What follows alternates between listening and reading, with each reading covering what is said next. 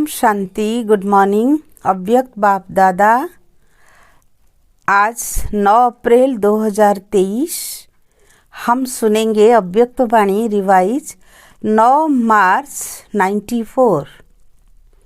अव्यक्त बोल का सार, अव्यक्त महावाक्यों का सार, न्यारा प्यारा वंडरफुल स्नेह और सुख भरा अवतरण। शिव जयंती। आज त्रिदेव रचता बाप अपने पूज्य शालिग्राम बच्चों से मिलने आए हैं।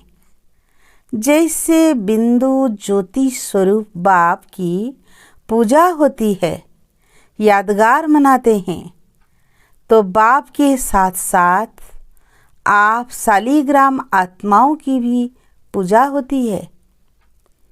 बाप एक त्रिमूर्ति शिव गाया और पूजा जाता है, और आप शालिग्राम आत्माएं अनेक हो। पूजा दोनों की होती है, क्योंकि बाप ने सभी बच्चों को अपनी समान पूज्य बनाया है। कभी भी शालिग्राम को देखते हो तो क्या अनुभव करते हो? ये हम ही है ऐसे लगता है। तो बाप ने बच्चों को समान तो क्या, लेकिन अपने से भी श्रेष्ठ पूज्य बनाया है। बच्चों की पूजा डबल रूप में होती है। बाप की पूजा एक ही शिवलिंग के रूप में होती है। आप बच्चों की शालिग्राम के रूप में भी होती है और देव आत्माओं के रूप में भी होती है। बाप से भी ज़्यादा डबल रूप की पूजा के अधिकारी आत्माएं आप हो। जैसे डबल विदेशी कहलाते हो तो डबल पूज्य भी हो। डबल ताजधारी भी आप बनते हो, निराकार बाप नहीं बनते। कहाँ कहाँ भक्त लोग शिव के प्रतिमा को ताज डाल देते हैं, क्योंकि ताजधारी बनाया है, इसीलिए कहाँ कहाँ ताज दिखा देते हैं। लेकिन बाप कभी भी रत्न जड़ित सोने चांदी के ताजधारी नहीं बनते, क्योंकि ताज धारण होता है प्रैक्टिकल में, मस्तक में। तो निराकार बाप को मस्तक है क्या? शरीर ही नहीं है तो ताज क्या धारण करेंगे? लेकिन स्नेह के कारण ताज दिखा देते हैं। तो बाप ने बच्चों को अपने से भी आगे रखा है। इतनी खुशी और इतनी श्रेष्ठ स्मृति रहती है। बाप दादा को अपनी जयंती मनाने की खुशी नहीं है, लेकिन आप सबकी भी जयंती है, इसीलिए बच्चों के जयंती की खुशी है। क्योंकि बाप अकेला कुछ नहीं कर सकता और आप भी अकेले कुछ नहीं कर सकते। चाहे कहीं कहीं कोई कोई बच्चों को थोड़ा आ जाता है कि मैं ही करने वाला हूँ, लेकिन शिवाय बाप के सफलता नहीं मिलती। तो ना बाप अकेला कुछ कर सकता, ना बच्चे अकेले कुछ कर सकते हैं। अगर बाप बच्चों से मिलन मनाने भी साकार में चाहे व आकार में चाहे, तो ब्रह्मा का आधार लेना ही पड़ता है। ब्रह्मा के बिना भी कुछ कर नहीं सकता।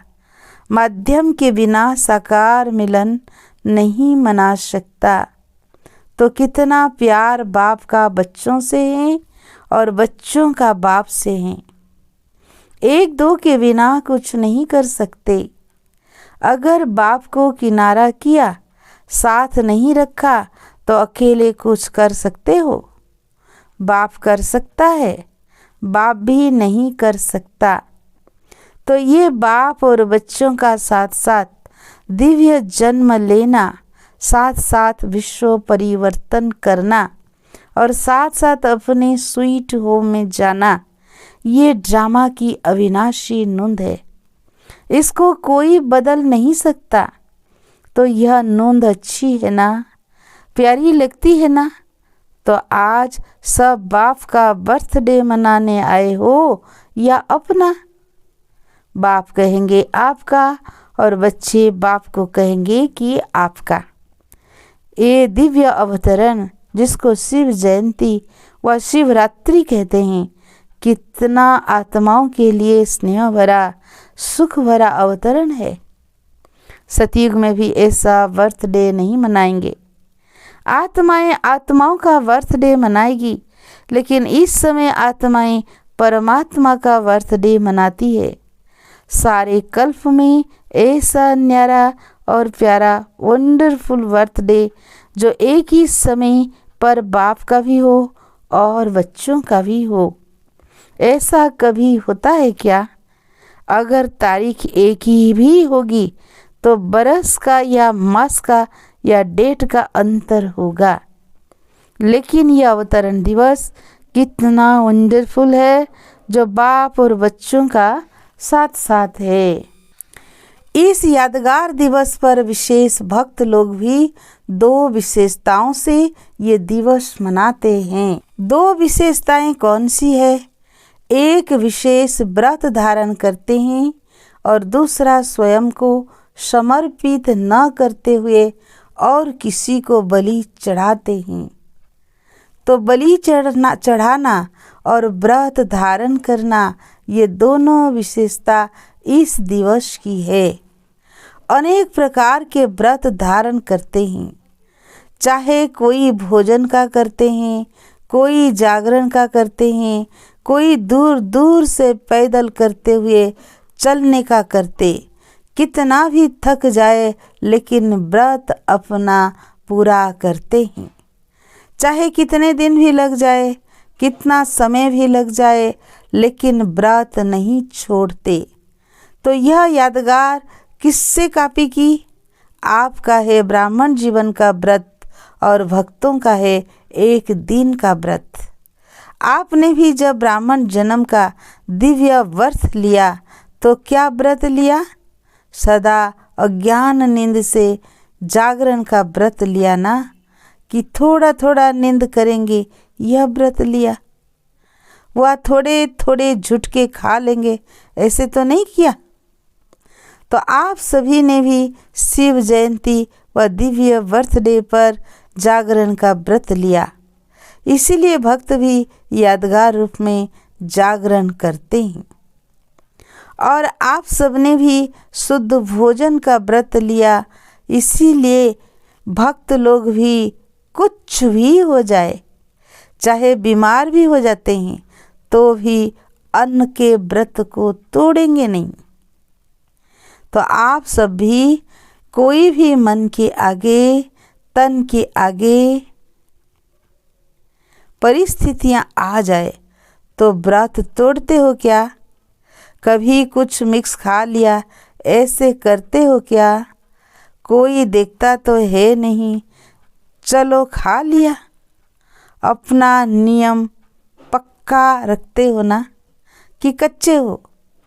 कभी कभी देख करके थोड़ी दिल होती है एक ही जैसा खाना खाते खाते कभी दूसरा भी खाने की दिल होती है।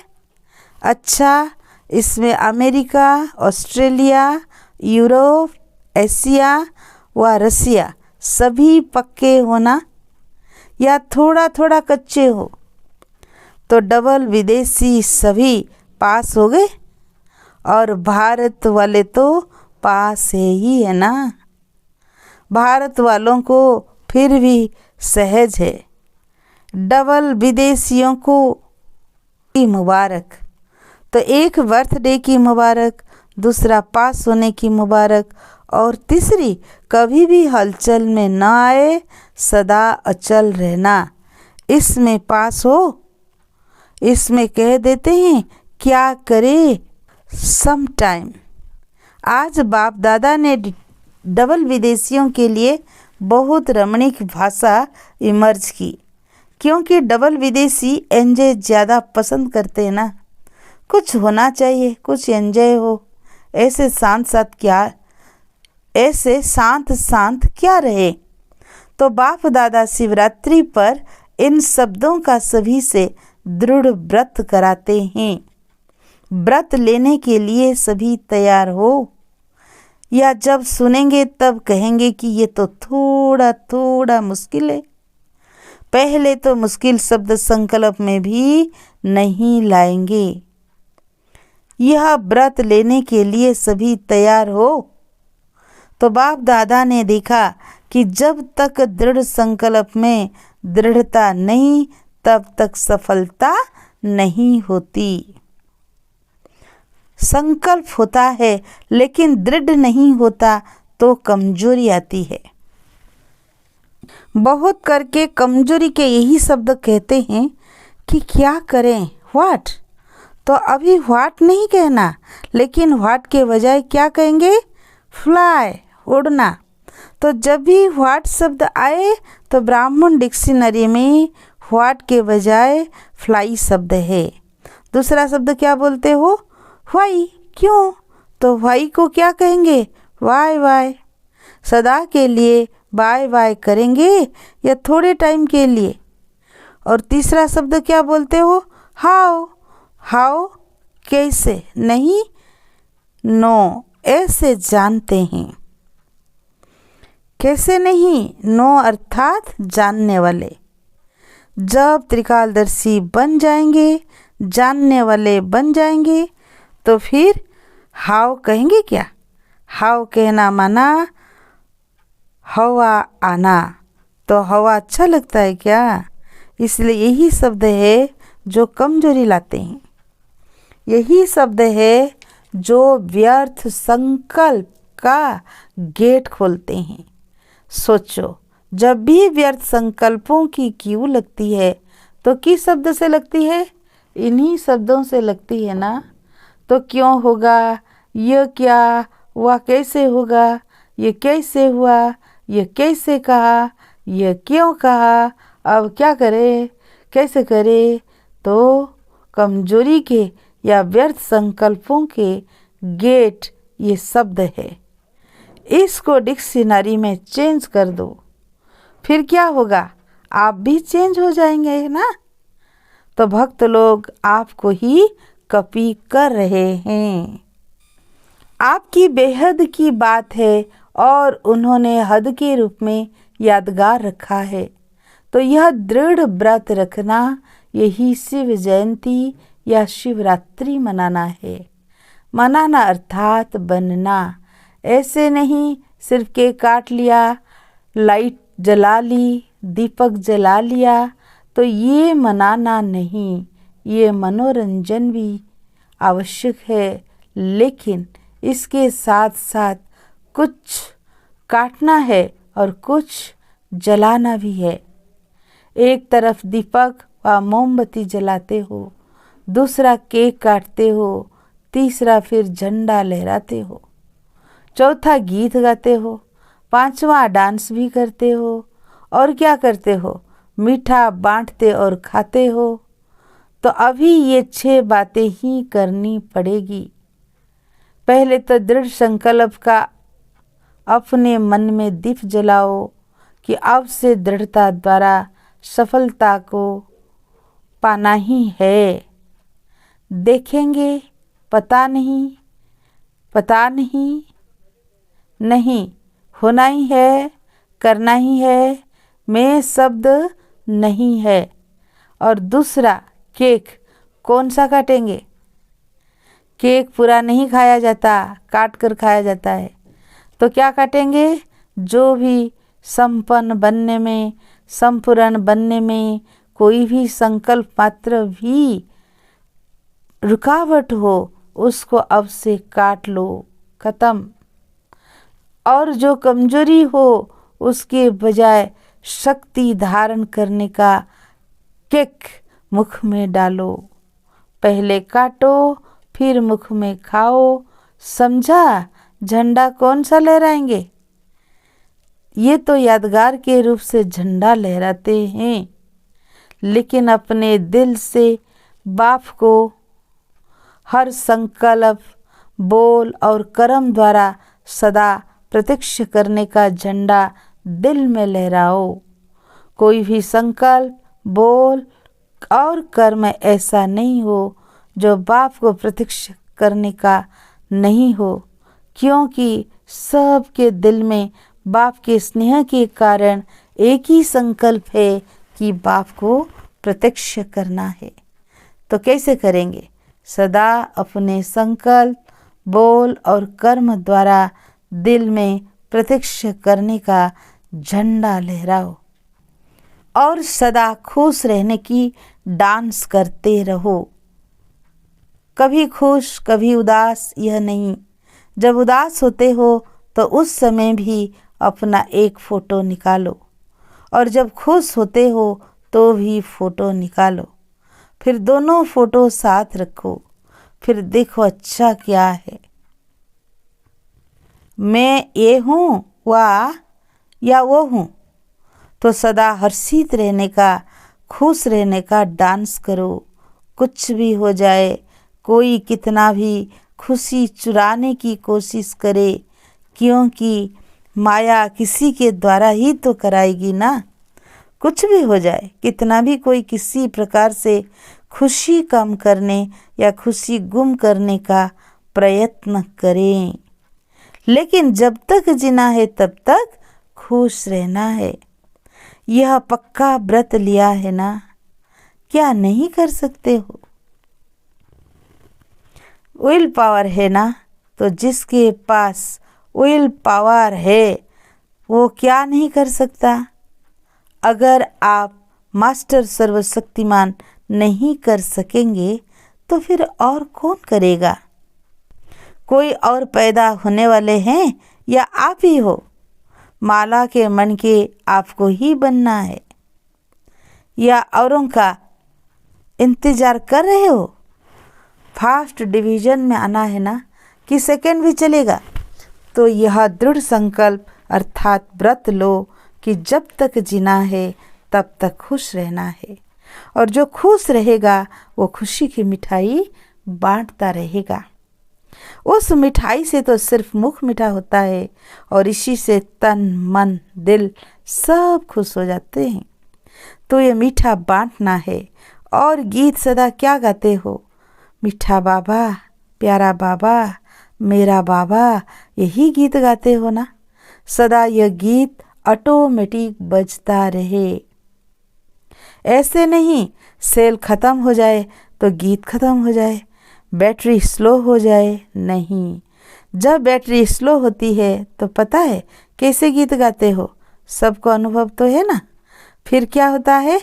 मेरा है तो बाबा तो आ जाता है। सिर्फ मेरा बाबा नहीं कहेंगे, मेरा बाबा तो है, मेरा है तो बाबा मिक्स हो गया ना। बैटरी स्लो होती है तो आवाज़ भी स्लो हो जाता है, और उसमें तो शब्द ऐड हो जाएगा। मेरा बाबा फलक से नहीं, मेरा है तो बाबा।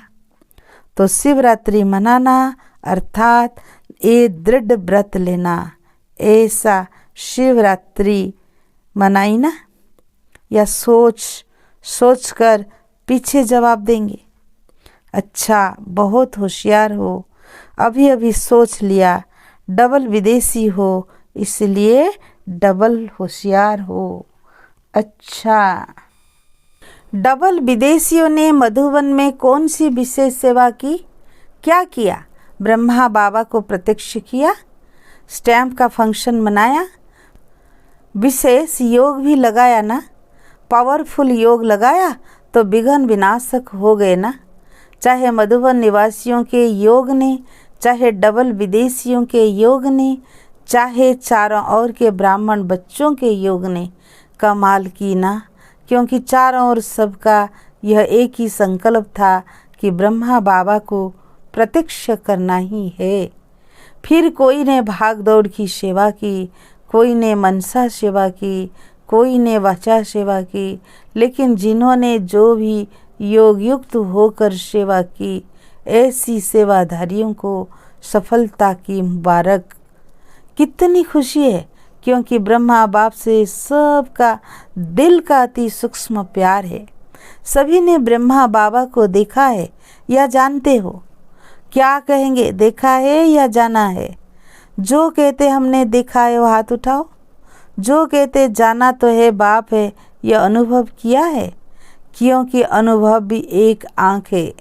जैसे स्थूल आँखों से देखा जाता है तो सबसे बड़ी आँख है अनुभव। अनुभव की आँख से देखा तो भी देखा कहेंगे। अगर अनुभव भी नहीं किया और अव्यक्त रूप से अव्यक्त स्थिति द्वारा देखा नहीं, तो फिर अपना नाम दादियों को नोट कराना तो वो अनुभव करा देगी।